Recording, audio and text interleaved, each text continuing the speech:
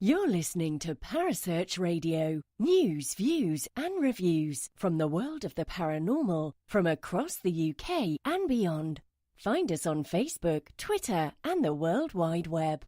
The views and opinions expressed by presenters and guests are their own and do not necessarily reflect the official policy or position of Parasearch Radio or their affiliates and sponsors. Listener discretion is advised. It's Monday evening, and you're listening to Joe and Gemma on the Supernaturelle show.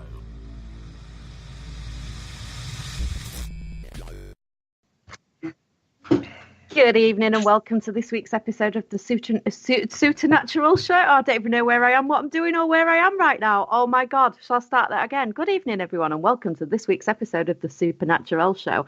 I'm blaming my guests for making me mess up my entrance there because they're very naughty. These boys should not be allowed to be together is all I'm saying, because I'm sat here trying to be serious, put out the radio show for you guys, and they're cracking jokes with my 3 seconds before I go live. 3 seconds ran over. So, everybody, let me introduce you to my guests for the evening. I have the lovely Nathan and Brian from the Paranormal Detectives. Hi, guys. Hello, how's it going? How's it going, guys? Cracking. Yeah, not bad. It's been a while since we've had a chinwag. It's been a long time, hasn't it? Long time. Very, very long time. Yeah. What? I said a lot's happened. Well, why don't we start right there then? If a lot's happened. I mean, Notre Dame, for example, that's happening right now. I mean, unbelievable. What a turn up that is. I know, shocking. And let's not mention Quasimodo.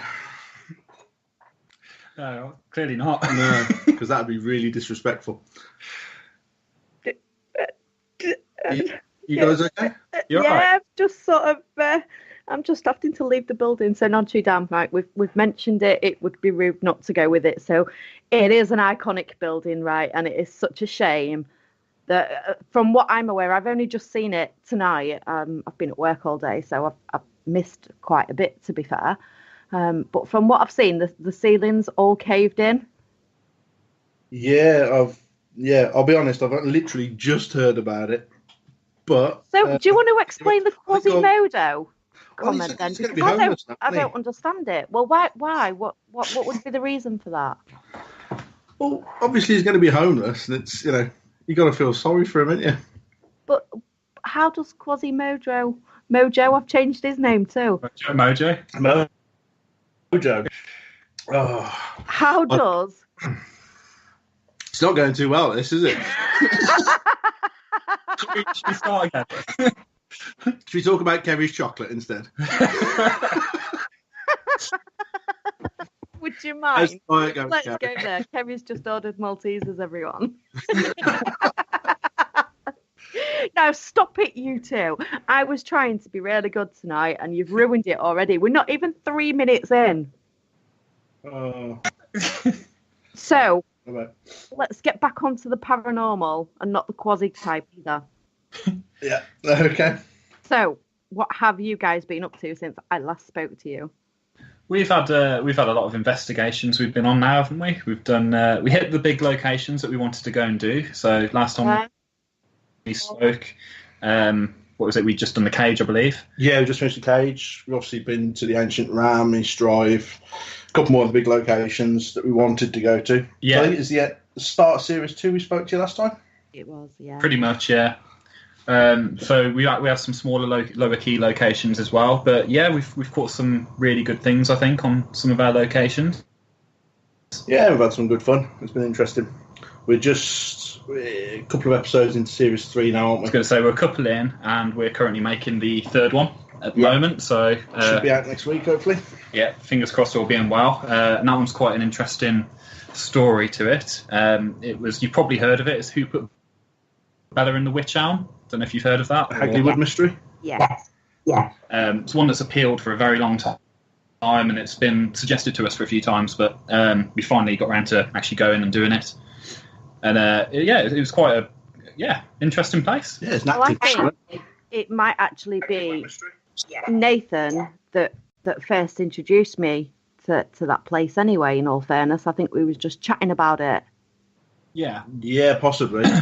Possibly. It's quite well known down this side, isn't it? It's a national sort of story anyway, but I don't recall many people. I don't think they've actually gone and investigated it, to be honest. No, to be honest, I've been researching it for ages now. Like Gemma mentioned it to her ages ago. Well, it's got to be a good, 6-7 months ago now. Yeah, something like I've been researching into it for ages and gaining access, and we finally got to do it, didn't we? Saturday night just gone, and we did get some pretty cool things, I think, happen. Yeah, it's a really creepy location. We didn't really expect it, did we? I'll be honest, we went in there thinking, is it really going to be that terrifying or anything? We didn't expect. I think we had more there than what we expected. I thought it was just going to be quite a quiet one, to be honest, but we did get some activity. Yeah, obviously the story is really, it's quite a messed up story, isn't it? So do you want to just give us a brief rundown on that story, Nathan? Yeah, basically it's during the Second World War. They believe it's 1941. A woman got murdered and her body was put inside of a wych elm. And it wasn't until 1943 that there were 4 lads who were out playing in the wood, and one of them climbed up the old wych elm, looked down and saw the skull of the skull of the body. I believe it's got hair. As well. A young man called Bob Farmer who found the skull, and they're actually trespassing illegally, so they decided not to tell anyone. But one of them couldn't hack it, could he? Yeah, the youngest of the group decided to report it, and it's an unsolved murder mystery to present day. So was that skull ever recovered by the authorities? Yeah, the skull and the whole skeleton was inside the elm, apart from a severed hand, which was found during the police investigation. But the remains got passed around, didn't they? They got passed around a fair bit, but I believe universities and stuff for study. But the remains actually went missing into present day. Strangely, yeah. Nobody can find the remains. Still not being found? No. But it's interesting, so dental records as well that they took at the time doesn't match anybody who was living in the country at the time. And no missing persons either at the time. I was just going to say, what about missing persons reports? Yeah. Is that not... Obviously, in 1943, when the body was found, it was towards the last couple of years of the World War II. Yeah, but obviously, with so many people dying, and it's quite difficult. There's some different theories. I mean, some people think it was a gang of gypsies, and it was a witchcraft-related murder. Some people think it was to do with spying during the war. There's actually quite a bit of evidence to back that up. So you guys finally took on this challenge and went there this Saturday just gone, is that right? Yep. So what happened on your investigation? Oh, we can't tell you that. We haven't released the video yet. Oh, come on. You're just talking to me. It's not like there's anybody listening at all. It's just me. I'll tell you what, tune in and you'll see what happened. Oh, you are so mean. Might even be able to solve the mystery of who put Bella in the witch elm. Oh, you are being so mean tonight, you two. The aim of the game, wasn't it? So yeah, that's the aim. It's somewhere we can say straight away we're definitely going back to, isn't it? Yeah. That's there's definitely Go on, just give me a little spoiler. I think you have to wait for it. Yeah. Go on, just one little spoiler. It's very active. There's a couple of different locations. Obviously, there's the obelisk where the mysterious writing appeared. Obviously, who put Bella in the witch elm? But it's not only just appeared there; it's appeared all over the country, hasn't it? Yeah, as well. Even with the same hand of writing. There's been different variants of the text as well over the years, because it was originally who put Clarabella in the witch elm. Yeah, and Lou Bella has appeared. It's an in-depth story. There's so much to it, and there's so many different conspiracy theories on it. It's really hard to say. Is that what it is? Is this conspiracy? Because there's lots and lots and lots of conspiracies when it comes to the paranormal field, isn't there? Yeah. I mean, I should imagine everybody has their own opinion of what they thought happened. Some people believe in the hand of glory theory, don't they? Yeah, that'd be the seventh hand. The witchcraft theory. Gives the beholder more power or something, was it? I think it was. Yeah, well, there was a man called Jack Mossop who apparently confessed, I think it was in the 50s, 53 I think, that him and a Dutchman called Von Rolt actually put the woman in a tree, drunk, and left her there as a bit of a sick joke, really. Oh, yeah, because that's really funny. That's where she died. Like, my sides are splitting as I'm sat here now thinking, do you know what? When I next go out, do you know what will be really funny? To put somebody in a tree. I know, But he actually ended up in the mental hospital, in Stafford Mental Hospital, because he had reoccurring dreams of the woman staring at him from the tree. He actually died in the hospital as well, didn't he? Yeah, but he died there before the So body was found. he might not have even done it at all. He might have just been having some form of psychosis. Potentially, yeah, potentially. He didn't actually confess to it. It is his wife that come out with it in 1953, Una Mossop, years later, which obviously is strange because you'd think if somebody told you that, you'd come out with it a bit sooner, wouldn't you? Oh, So that does put that theory into question. But yeah, there's so many different theories on it. Yeah, it sounds very interesting. So you're not going to give me any spoilers. You're not going to tell me what happened, but was it a good night? Oh. Yeah. 100%. Like I say, we want to go back. Want to do another investigation now. I think in the future. It's definitely the best investigation we've done during Series 3 so far, isn't it? Yeah, definitely the best so far. Definitely the creepiest location we've been to so far as well this series. Yeah, it's probably the first one that's really sort of Bothered us at times. bothered us a little bit at times. Yeah, which we didn't expect. I definitely didn't expect that. So No. So since we last spoke, you went to East Drive. yes. What did you think? Yep. On the whole, quiet for most of the night, really. Really quiet, yeah. Yeah, I wasn't massively impressed, to be honest.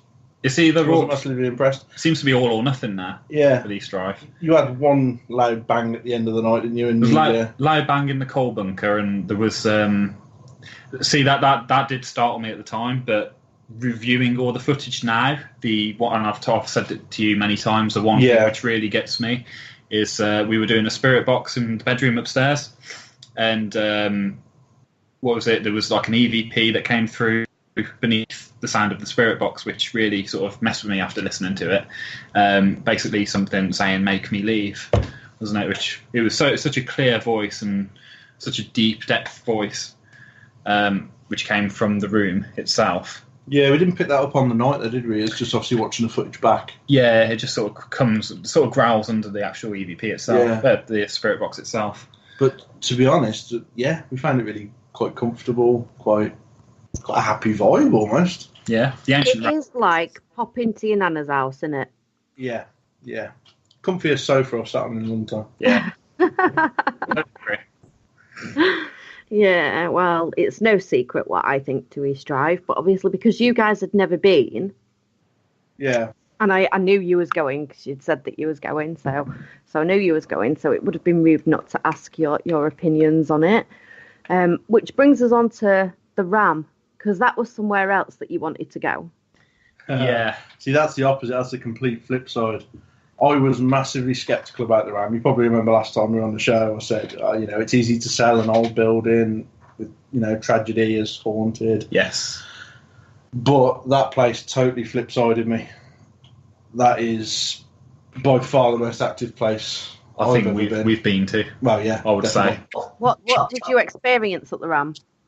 I think the worst thing for me was You did a lone like Facebook Live. Yeah, I feed, vaguely basically. recall this radio station stitching me up with that a little bit.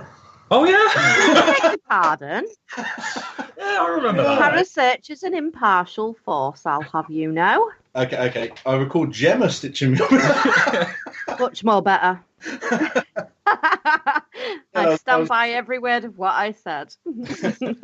Yeah, I was doing just a little bit of a It might have had something to do with the fact you were messaging everyone privately, trying to get everyone to vote for me. I mean, that might have had something to do with it. You think, Brian? Yeah, possibly. Yeah, I've some people had my back, Yeah. So anyway, we do digress. Back to the Ram. Yeah, I think the strangest thing personally I had was when I was upstairs on my own. I actually knocked the bishop's room door, to go in. Didn't really expect anything. Just about to open the door, and the 3 knocks I gave, I literally had a return straight back at me. Yeah. And I actually saw the door move almost against my nose as it was knocked. That absolutely startled me, as you can probably tell in the video. So for me, that's probably the worst thing that happened there. Absolutely. There was that, and there was a lot of strange sort of movement sounds as well. Yeah, to be honest, it seemed more active as well. Before we actually set up, we were setting up, and there was like furniture was being dragged around upstairs. Basically, yeah, that's the best way to describe it. Because we were sat in the bar area, weren't we? And it sounded like something was being dragged across from the top of the upstairs rooms, towards the stairway and by the barn area, and that just wasn't very pleasant, really. Yeah, the whole vibe of the place is just brilliant, but evil. See, that's it, right? Do you think that it's the vibe of the place that's making it as active as it is? I really don't know. Because, like I said, I was a massive you were sceptical, weren't you? Ancient Rome. I think I was probably more affected of it first because I'd always heard about it and sort of been a bit more fearful about the Ram. Yeah, I was pretty much dragging you in when we got. In all fairness, though, the Ram has stories behind it, such as succubus, incubus, demons. Do you know what I mean? So when you hear those stories, that implants into your head straight away. So you've already got that fear before walking in. You either go one or two ways. You either go the Brian route, feel a bit anxious about going, or you go the Nathan route that's like, load of rubbish, don't believe it. Let's see what happens. That's why we work so well together, isn't it? It is actually, yeah, because you both always do go from 2 completely different angles. So it's interesting to see how that plays out. On this occasion, though, obviously, you was okay, Brian. Yeah. But Nathan turned into Usain Bolt. A little bit harsh. Yeah, I'll be honest, I did get a bit creeped out upstairs. Yeah, you did. But you held it together. Everything seemed to go a bit AWOL as soon as it had you alone, sort of thing. Equipment was going off, lights were going off. Obviously, the knocks on the door. We had some of the best REM pod activities, didn't we, in the Bishop's Room? Yeah, the REM pod went crazy there. There's no experience like doing a Ouija board in the attic of the Ram, I think. So what happened with your Ouija board session? Not a lot, really. We had some movement, but it didn't spell anything. There was no sort relevance. There was no relevance to it. It was just a bit not that we made. It was just gobbledygook. While you're doing that, and you can hear the REM pod going off beneath you, and it was practically going off more or less all night, just in intervals. It was just exciting.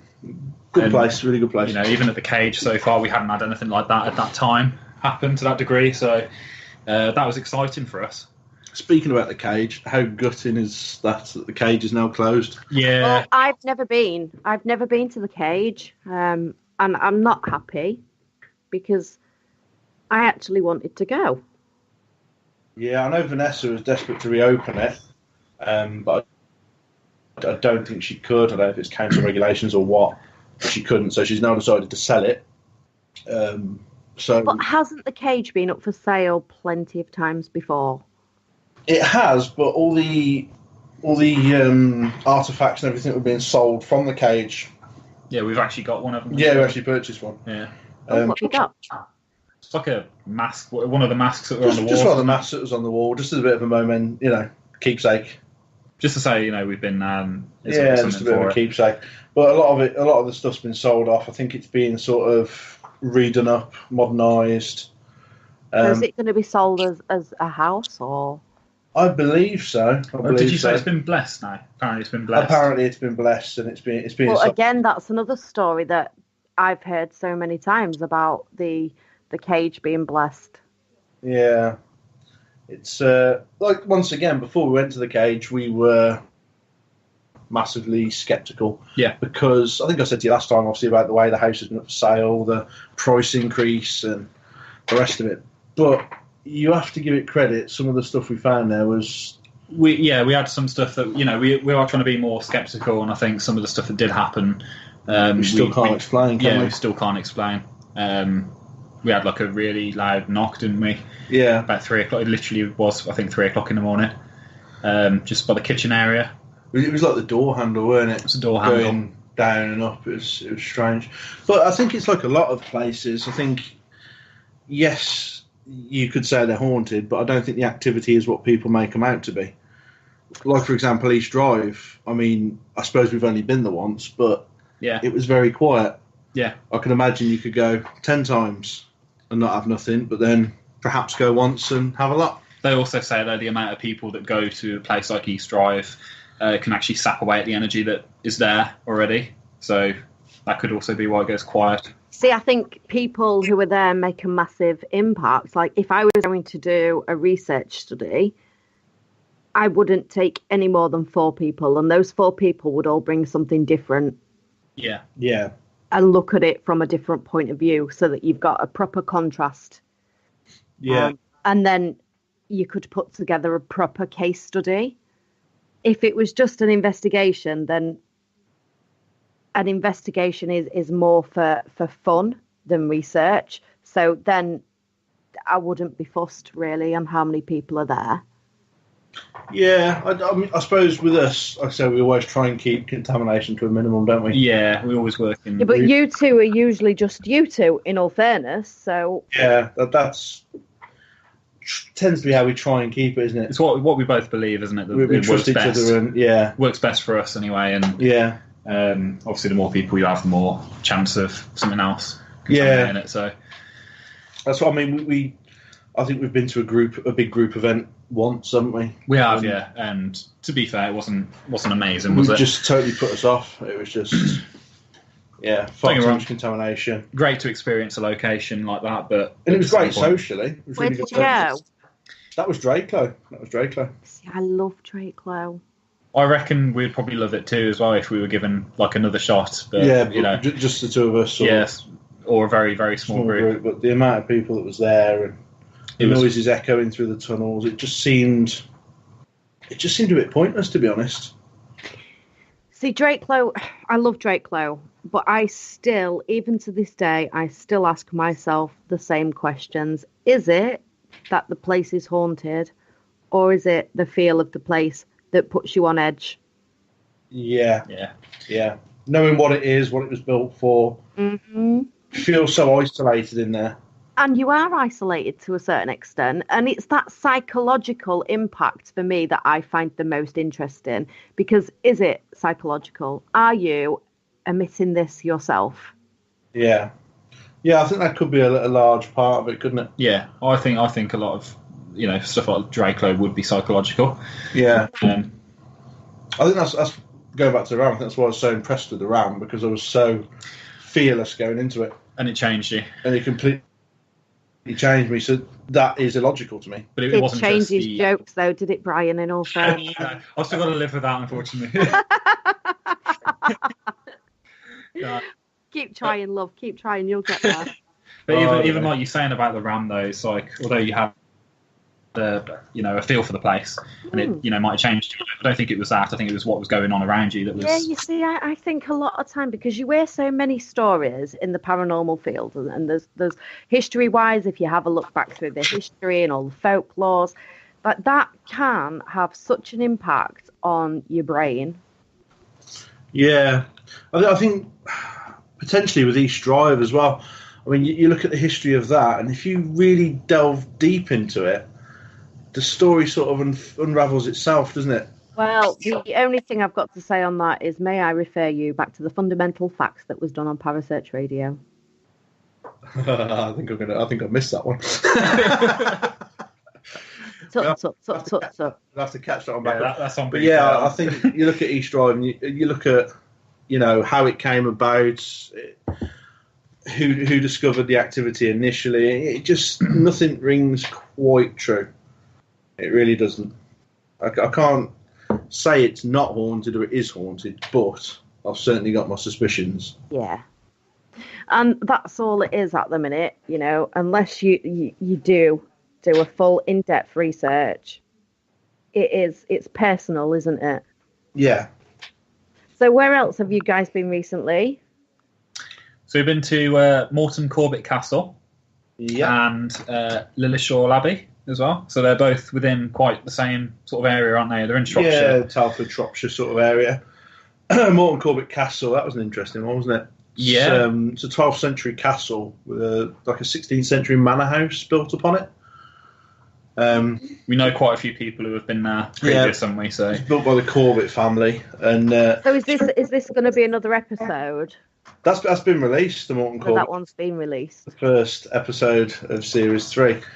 But yeah, it's basically a cursed place. It's got a great story to it. Great story. By a Puritan named Paul Homyard, who cursed Sir Vincent Corbett, the owner of the castle, and put so much fear up him he actually left and never returned. But many ghost sightings have been reported of actual Paul Homyard wandering around, sort of guarding the grounds to make sure they don't return. So yeah, it was an interesting place, really interesting place. And obviously we went to Lilleshall Abbey, which is probably the most beautiful location we've ever been to, isn't it? Yeah, it's a wonderful place. I mean, it's a massive location. Once again, we've got to go back because of that. It's far too big to cover in one investigation, but it is. Yeah, absolutely. We were hoping to go back relatively soon, actually, and do a live stream. But you've probably heard about the new YouTube rules and everything. Yeah, you see, I was just going to get onto that, actually, because you guys, predominantly, you are a, excuse me, you are a two-man show, and most of your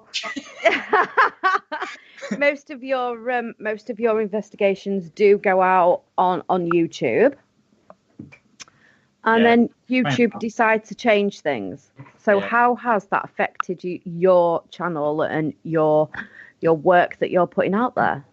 To be honest, it's probably halved our content, isn't it? Yeah, I mean, we were just really getting into live streaming. We'd only done, when did we do our first live stream? It was only beginning this year, I think. Yeah, we've to be honest, we've met a lot of people through doing live streaming, haven't we? We have met a lot of people. We find it really interesting because it's almost a way of having a big group during an investigation, but without the contamination. Yeah, it's like having a live audience, basically. Yeah, it's interesting to get different people's opinions and views. Yeah, and obviously to interact with them as well. So if they say, why don't you try this and go over there, obviously we can go and do that, and it can be shown that in the investigation. Also, different people offer different history to the place and different information that sometimes you could miss. It's different perspectives as well. I think perspective is a big one that quite often does get missed.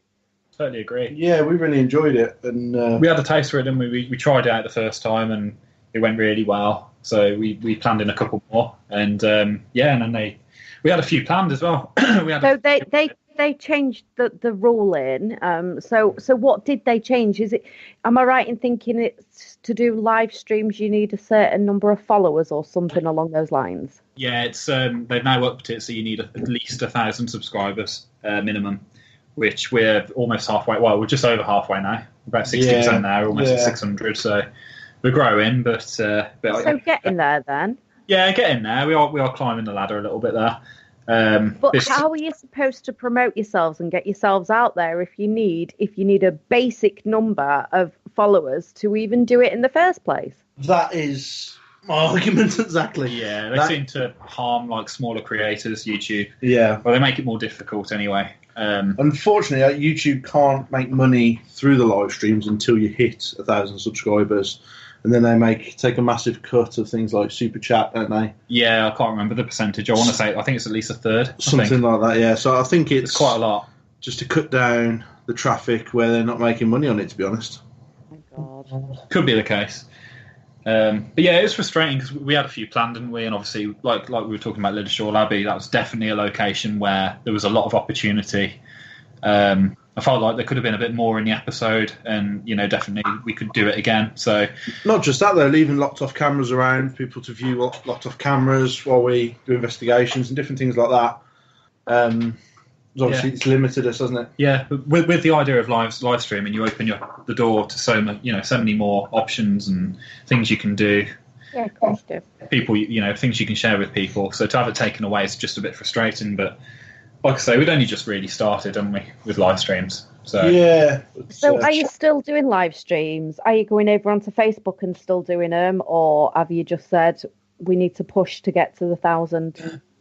We haven't done any other platforms yet, have we? We haven't done No. Facebook or Instagram. The options are there. We can do a Facebook Live or an Instagram Live. Yeah. But I think predominantly I find with the Facebook Lives, you tend to... A lot of people you know can log on and watch you, but with YouTube, you find you get a lot of new people join in. Yeah. Which I think that's been was the a big benefit thing, for wasn't us. it? It was a benefit of meeting new people, and because people who know us will get sick of watching us. It's always good to have new people. Yeah, of course. It's always good to have new people anyway. It's that new perspective. Like, because of how much we've spoken in the past, Nathan, you could say something to me and you will already possibly have a good idea of what I'm going to come out with. Yeah, I'd say so. Just like saying East Drive. Exactly. So, and I think when you know people, it sometimes doesn't give you the push that you need to dig deeper to improve your investigation techniques and the paranormal field. Whereas when it's people that you don't know, if they tend to say something like, I don't know, anything, why don't you put a camera over by tree number 6? Do you know what I mean? You're going to be like, okay. Yeah, just try. And then you strike up a conversation, and then it just leads on from there. And then it's somebody else's perspective coming into your investigation, which is sometimes like, because you know what I'm like, I will come out with things that people would never think of in the first place. Yeah, I think as somebody mentioned in the chat earlier on, like sending people down the Hellfire Caves on their own. And that was a fear experiment, and I stand by that. In general, really. I stand by that, and I would do that experiment again because it was very, very interesting. Yeah, I'm a bit gutted we missed out on that one, actually. I reckon we'd have got at least 10 paces in. At least 10. I did the full lot, just saying. That's a challenge. Yeah. It is a challenge. But see, and that's something else that made it more interesting, because it was freaky, it was scary, all these stories, people were like, there's no way I'm going in there with just a tea light. Well, why not? Because it'll blow out. That's all right. I think if you put yourself in that situation, you do it because you want to, don't you? Yeah. I think you've got to push yourself. You have to. See, for me, is it the fear factor? Is it your head playing tricks on you? Or are these things actually happening? I think psychologically it plays a massive part, doesn't it? Of course it does, yeah, but you get to a point where you sort of break from that barrier and you just think, well, if I want to get something, then I need to go and do this. I think something we've discovered, you almost become more immune to it the more you do it, don't you? Yeah, it does help. The more you do it, you do kind of just get used to it and think, well, okay, I'll just... Strange things happen, and it's almost not as exciting now. It's like, oh, okay. It's not... And that was something else that I was going to ask you. How has your opinion of activity changed the more you've been doing it? Because I know you two do a lot of research behind scenes as well. And I know, because I've known you for a while now, but I know that you two won't just go with everything's paranormal. If you can debunk it, you will. So how has your perception of the paranormal and the paranormal activity changed since your knowledge has increased? I think as we've gone on, I think we've, like you say, I think we've always been quite, critical of our own evidence, and I think it's only improved with time, to be honest. I think now if something happens, we do try and rule it out a lot more. We become more sceptical of our own evidence that we get, and we don't settle for anything which is potentially weird unless we can't explain it or unless we're a bit stuck. So we won't just settle with... Yeah, I think we're as sceptical as we can. I think you have to be. Yeah, I think you've got to be as sceptical as you can be. The more we go and do it, like you say, the more you get used to it, but also the more that we start questioning things that happen, and we think, well, is it this, or is it, could it be this? And we're always asking each other questions when we do investigations. And also certain locations, we almost seem to rule out certain locations, don't we? Yeah. And what different things could be, and things like that. You've just got to be as sceptical as possible, I think. I know you've got to be open-minded, but course you have. Yeah, you've got to be open-minded. But this is something else as well that I like about you two, because you're not just open-minded to the paranormal as in ghosts either. You are open to other aspects of the paranormal field. We try our best to be. Yeah. It's basically just seeking the truth. You whatever stories are out there, or you've got to, until you try it, you don't know. I mean, you can argue about all different pieces of equipment that are used or anything like that, but until you try it, you don't know. We're quite critical on some equipment as well, aren't we? Yeah, massively so. Go on then, Brian. You've left yourself wide open to that one, Brian. So explain away, my love. Spirit box for me, personally. And it's something I love using. I really love using it. And we have had some strange answers on there, but I do also wonder, well, is it just the radio basically waves? Yeah, basically, is that just interfering? And that's why we try, when we do it, we try and rule it out as much as we can by putting it on the quickest sweep rate, and we try and be, as level-headed as we can with it. Yeah. We do get some quite clear answers sometimes, but it takes a lot of filtering through to actually find them. I think the frustrating thing is you can never be 100% sure if it is spirit or if it is radio. You can never really be 100% sure. Yeah. You can ask questions and you can try and get verified answers, but there will always be that bit of doubt. Yeah. I'm just going to throw this one out there, but we actually have no scientific proof that ghosts exist either. Exactly. And that's, it's a difficult one. I suppose I'm more sceptical about things like the Ouija board, pendulums, as much as we use them a lot and try to get as much out of them as we can. It's, I don't know, I'm a firm believer in the ED emotion effect. Mm-hmm.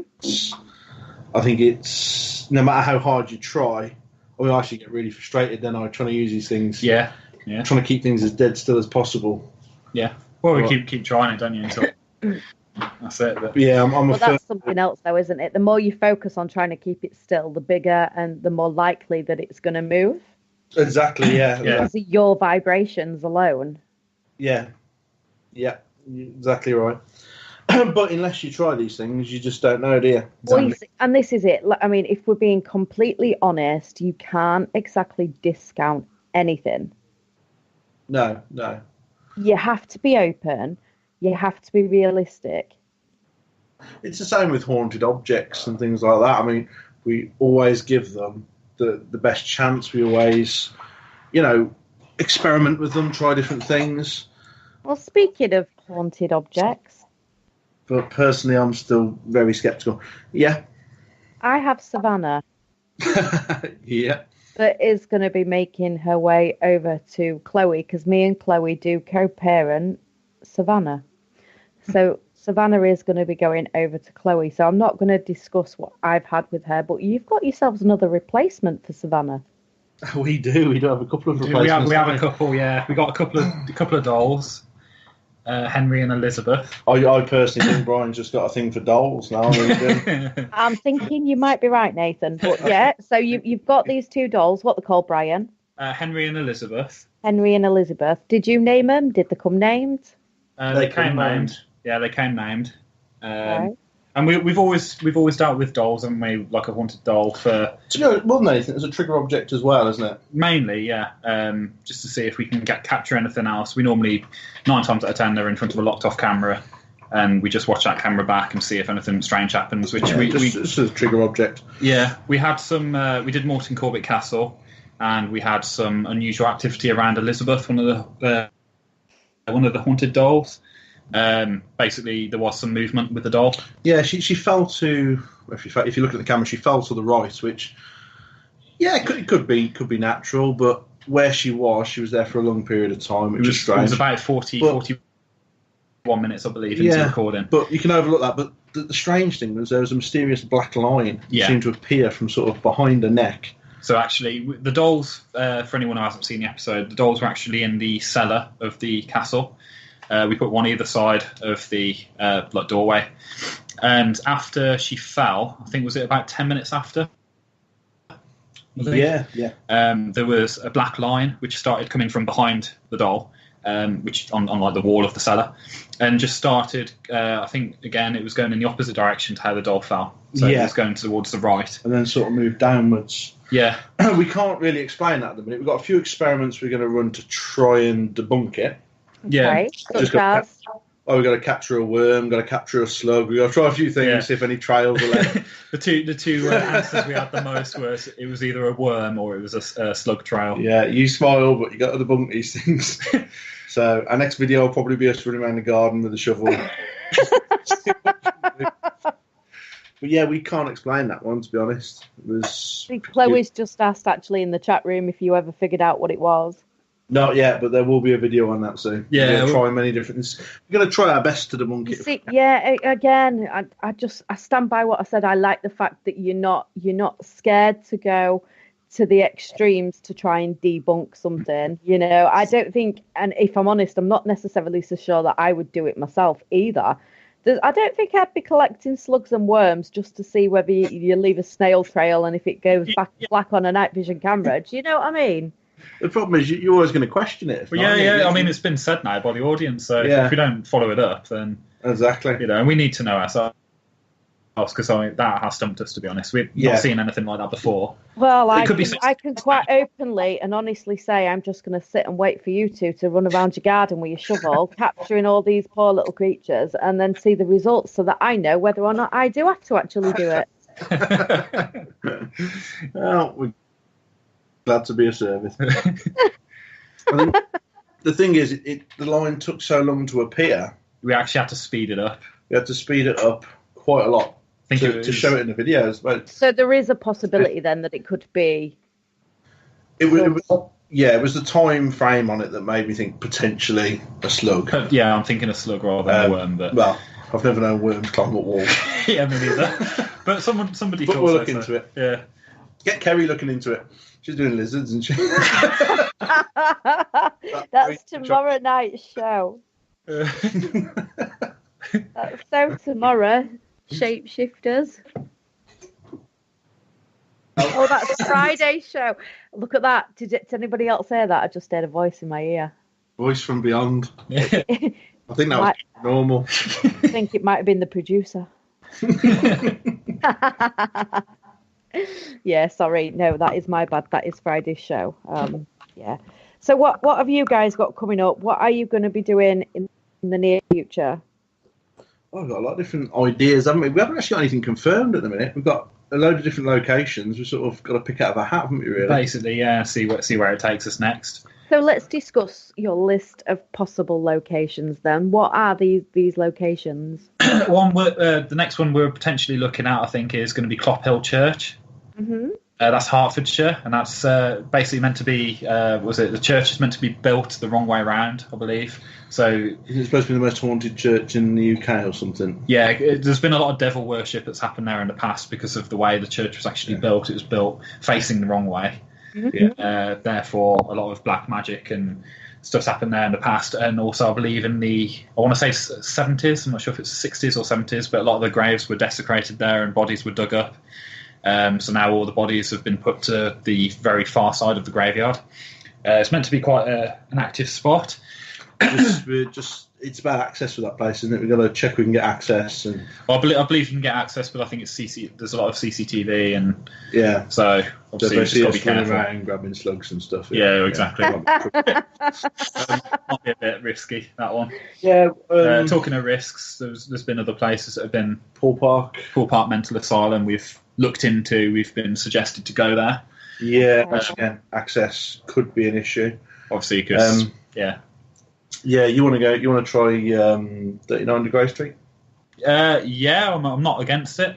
I've changed my views on it slightly after researching more into it. I think I've convinced you, haven't I? Otherwise, yeah, I was quite into that, to be honest. I think we've got to go and try it because of certain stories, but personally, once again, I'm not too sure about that place. Yeah, I think, to be honest, Nathan has swayed me in the direction of probably not believing as much into it now. Yeah. But like you say, can't rule it out until you go, sort of thing, and just try it once. Yeah, there's a lot more local locations as well. Try out.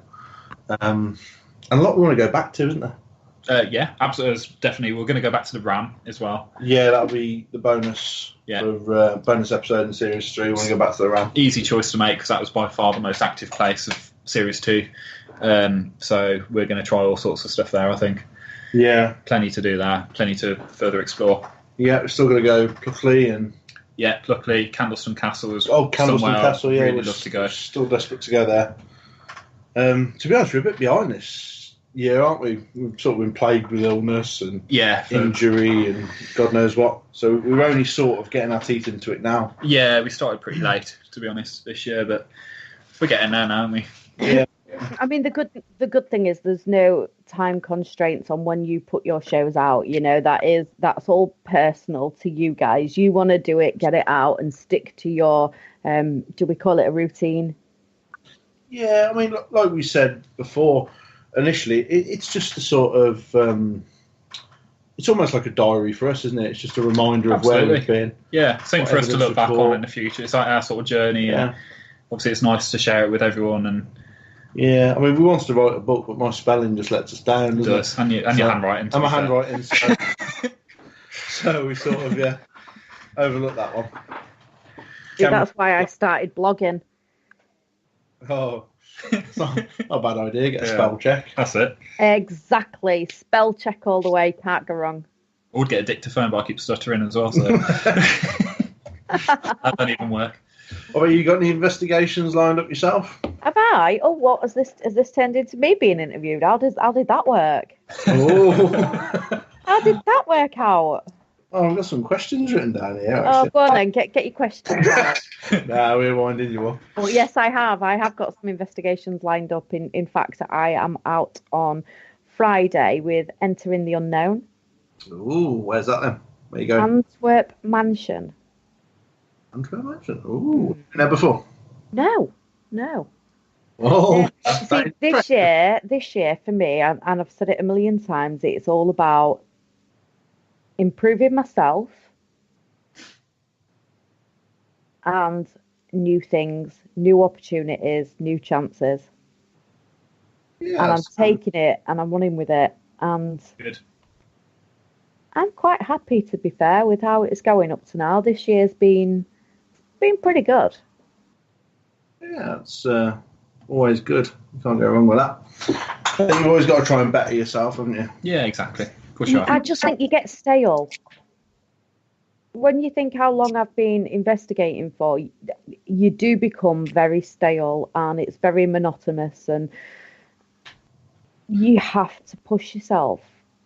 Yeah. We find that a lot of people go to a lot of the same places repeatedly, don't they? Yeah. And I can understand why for convenience. I was going to say, I get it, because especially if I've had great results there before, but after a while... Depends on why you're doing it. If I was doing it for research, then yeah, I'd go back to the same place time and time again with the same people.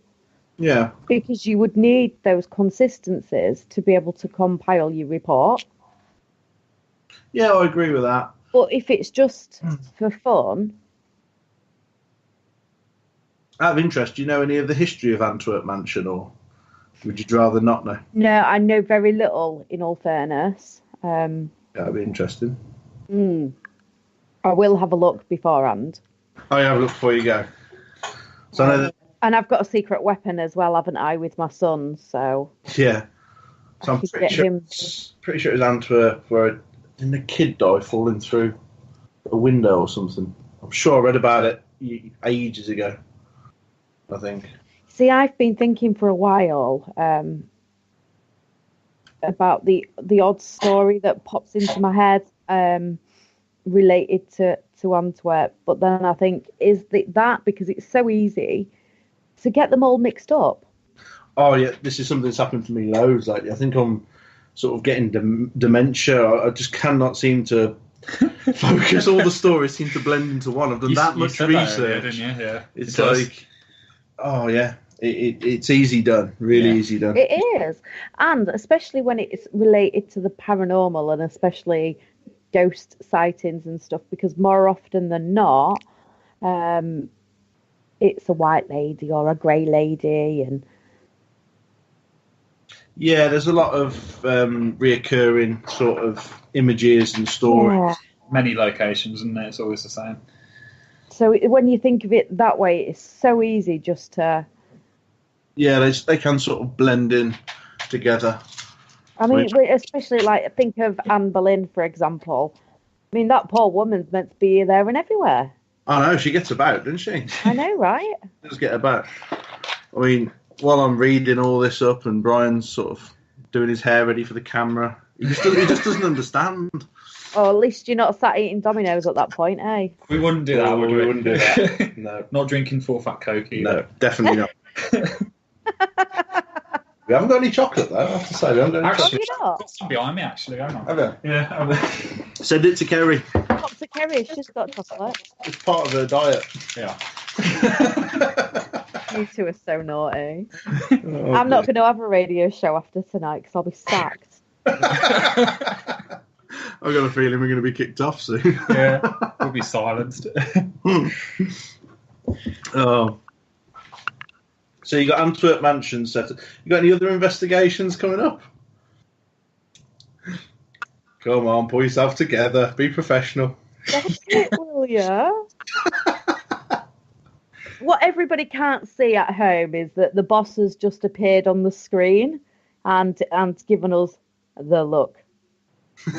You give us more than that.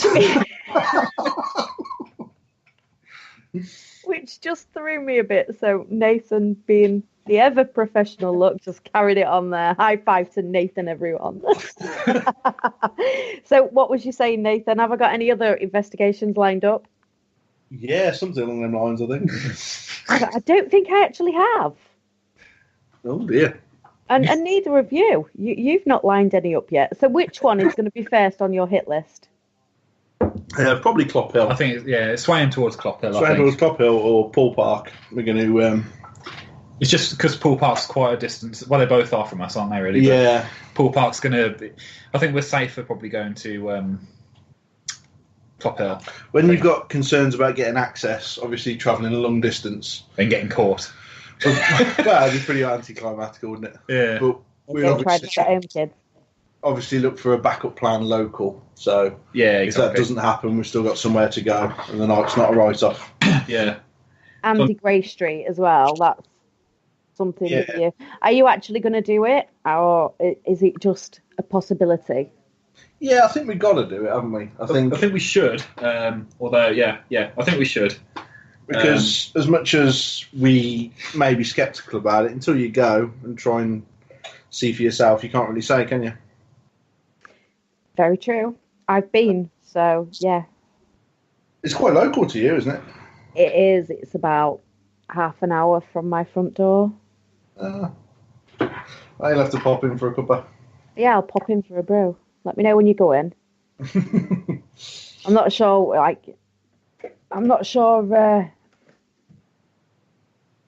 how far in advance you have to book for that one, so that might be worth looking at. But there is a book going to be coming out at some point. What about the Grey Street? Or? Yeah. Oh, written by who? I'm not saying nothing else. That sounds interesting. Yeah. Yeah. But again, it's like I say, you have to at least experience these things. You have to at least try. I could sit here and discuss lots and lots and lots of different locations, because I have been fortunate enough to visit many of locations lots of times. Yeah, I think another one we want to go to is Skirrid Inn as well, isn't it? No, I forgot about that one, yeah. That's one of the bigger ones as well we looked at, wasn't it? Yeah, that was... I believe that's got a huge waiting list, I think, now, isn't it? Yeah. Yeah. So that will be one to book up probably far in advance. That's one we will definitely be going to, but we can't promise when. Yeah. So maybe a while. Need to inquire about that and see exactly how long we've got to wait, but that looks like an amazing place. Yeah. We're looking at a lot of the smaller locations as well this series, aren't we? So, see, and I like the fact that you guys will just wander off into a woods as well. It's not all about the big names, is it, for you guys? No, anywhere really that's got a tale to it, or... Yeah, I mean, like the Hagley Woods, who put better in the Witch Arm, it's more of a murder site than I suppose, a site famous for ghost sightings.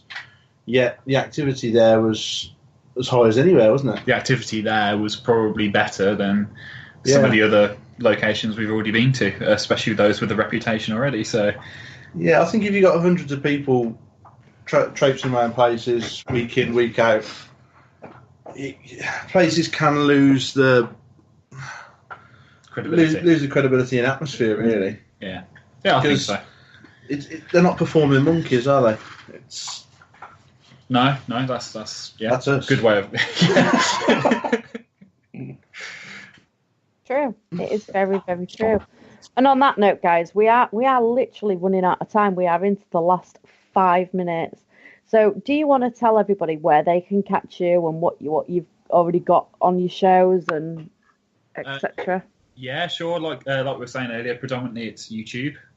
So it's youtube.com/the Paranormal Detectives. That'll take you right to the homepage, and on there you can find some of the previous live streams we were able to do, the episodes, and a couple of other random bits as well. Obviously, we'll have the new episode of Who Put Bella in the Witch Arm coming up very shortly too. And yeah, it's the same link for Instagram as well. It's instagram.com/the Paranormal Detectives. Twitter handle is Paradetectives1, I believe, and Facebook is the Paranormal Detectives Official. So, but what would be really, really good is if we could get your YouTube up to 1,000 subscribers. That would be great. That would be brilliant. Yeah, so I think everybody listening, I think we should dig deep here. Just pop over, give the guys a subscribe. We'd massively appreciate Really appreciate that. Cheers, Jam. Appreciate it. Cheers. Got to be done. I will post the link into the chat room as well, just so that people know where to find you. So we've nearly made it through a full hour without falling apart. I know, right? You've done really well. Round of applause. And I've managed to not swear at you either. Yeah. Oh, no, yeah, that's good going. That's really good going. Kerry, not so much. You've managed it really well. I think we busted it with the chocolate, that's why. Yeah. Oh dear. Honestly though, guys, thank you so much for coming on and joining. Oh, we're in trouble again. Yeah. I am so sorry, everybody. The boss just keeps appearing. Kerry, you may as well just join us, love. Let us hear your voice. Unmute yourself, darling. Unmute. Oh, working on it. They're naughty, these two. Jen, where did you find them? Very naughty, talking about my chocolate intake. I am allowed chocolate on this diet, everybody. If you'd like to know the details, message me. Oh, my God. Honestly, these two are so naughty. I have no idea how I've just got through that hour. Wow, I've been listening to them. They started the show off and finished the show on the same tone, I feel. I know, right? I know. Honestly, though, guys, thank you so, so much for joining me tonight. You have been absolute stars, as always. Cheers for having us. Thank you. And I'm sure we'll have to do a revisited again at some point in the future. Yeah, we'd enjoy that if we're allowed back on. Yeah. See what the boss has got to say after show, eh? And for everybody listening at home, thank you so, so much for joining me for yet another week. Don't forget, if you do miss any shows of Parasearch Radio, you can catch them all on Spreaker or YouTube. Kerry, do you want to do your bit? If you go over to YouTube, you need to click like, share and subscribe. So from us all, guys, good night. You can say good night anytime you want. Don't forget to join us for more shows throughout the week. Find us on Facebook, Twitter, and the World Wide Web to keep up to date with all the shows right here on Parasearch Radio.